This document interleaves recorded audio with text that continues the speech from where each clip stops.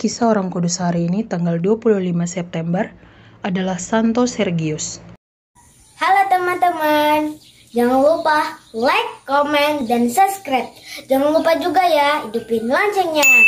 Selamat menonton channel Pak Aman. Dadah! Santo pelindung Rusia yang terkenal ini hidup pada abad ke-14. Pada waktu dibaptis, ia dinamai Bartolomeus.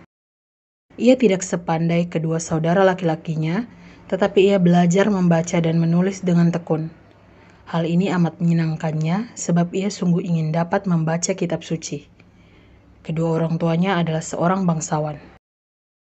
Semasa ia masih kanak-kanak, keluarganya harus melarikan diri dari para musuh. Mereka harus bekerja sebagai petani.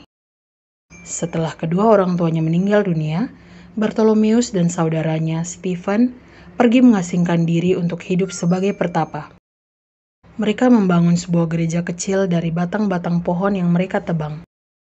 Gereja ini mereka persembahkan kepada Tritunggal Maha Kudus. Ketika Stephen pergi ke Moskow untuk masuk biara, Bartolomeus hidup sendirian.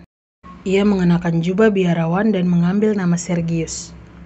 Sergius seorang pemuda yang tinggi, besar, dan kuat. Ia cukup kuat bertahan menghadapi dingin yang menggigit dan angin kencang yang menerpa rumah hutannya. Ia bahagia berdoa kepada Tuhan dan mengasihinya dengan segenap hati.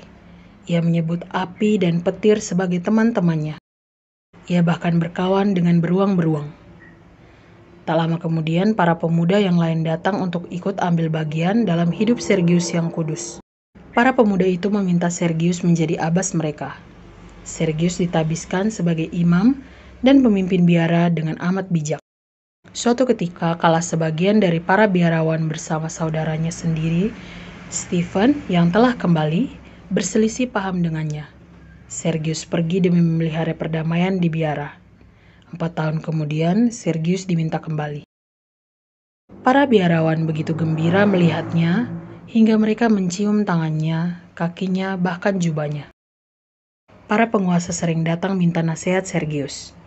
Ia menjadi begitu terkenal hingga ia diminta untuk menjadi uskup keuskupan Rusia yang besar. Namun ia terlalu rendah hati untuk menerimanya. Ketika Pangeran Dmitri Donskoy yang ragu-ragu untuk maju berperang melawan bangsa Mongol datang meminta nasihatnya, Santo Sergius mengatakan, "Jangan takut tuanku, majulah dalam iman melawan musuh. Tuhan besertamu." Santo Sergius memberkati sang pangeran dan perwira-perwiranya. Pasukan Rusia pun menang besar dalam pertempuran Kulikovo pada tahun 1380 yang mengakhiri dominasi Mongol di Rusia. Tidaklah mengherankan mengapa orang banyak mengandalkan dan mengasihi Santo Sergius. Itu karena kepercayaannya kepada Tuhan dan kerinduannya yang besar untuk membantu semua orang. Santo Sergius wafat pada tahun 1392.